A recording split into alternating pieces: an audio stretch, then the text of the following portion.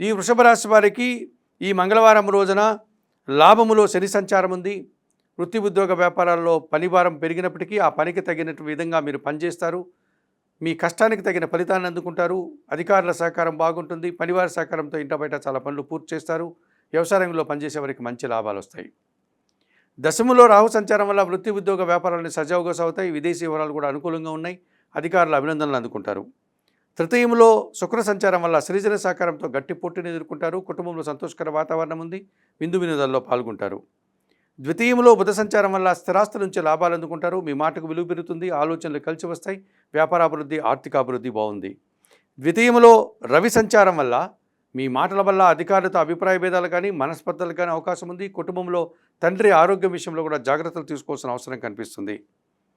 నీలం రంగు వస్త్రధారణ చేయండి. సూర్య భగవాను దర్శించండి. సూర్యాష్టకం చదువుకోండి. గోధుమలను పక్షులకు ఆహారంగా అందించడం వల్ల మరింతగా మంచి ఫలితాలను పొందగలుగుతారు.